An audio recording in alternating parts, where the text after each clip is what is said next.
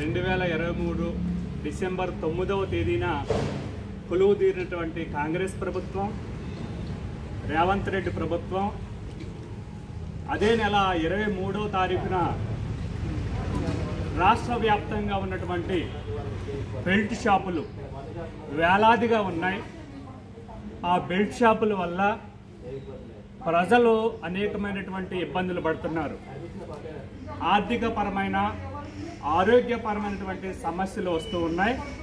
కాబట్టి రాష్ట్ర వ్యాప్తంగా ఉన్నటువంటి బెల్ట్ షాపులను పూర్తిగా మూసివేస్తాము అని చెప్పినటువంటి కాంగ్రెస్ ప్రభుత్వం ఈరోజు విచ్చలవిడిగా రాష్ట్ర వ్యాప్తంగా ప్రతి గల్లీలోనూ, ప్రతి ఒక స్లమ్ ఏరియాలోనే అనుకుంటాము కాకుండా ప్రతి వీధిలో కూడా బెల్ట్ షాపులు ఉన్నటువంటి సందర్భాన్ని ఈరోజు తెలంగాణ ప్రజలు గమనించాలి. మేము ఒక్కసారి నిజాంపేట మున్సిపల్ కార్పొరేషన్లో అధ్యక్షులు పతి యాదవ్ గారి ఆధ్వర్యంలో ఈరోజు నిజాంపేట కార్పొరేషన్లో పర్యటించడం జరిగింది.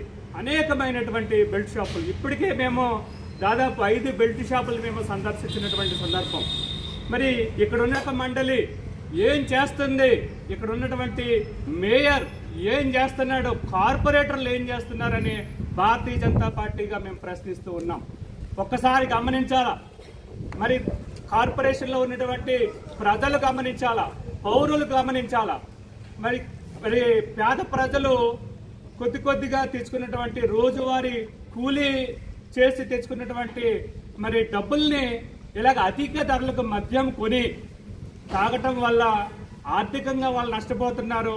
అలాగే వారి ఆరోగ్యాలు కూడా పాడైపోతున్నాయి. కాబట్టి వెంటనే ఇక్కడ ఉన్నటువంటి పాలక వర్గాన్ని మేము డిమాండ్ చేస్తున్నాం.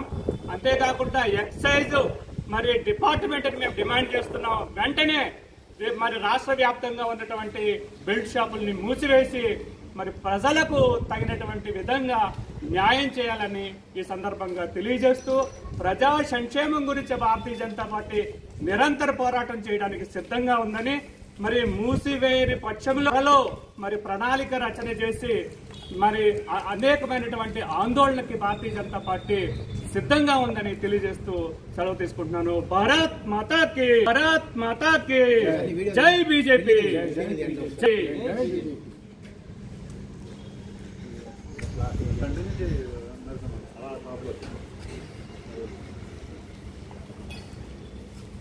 వద్దంటున్నా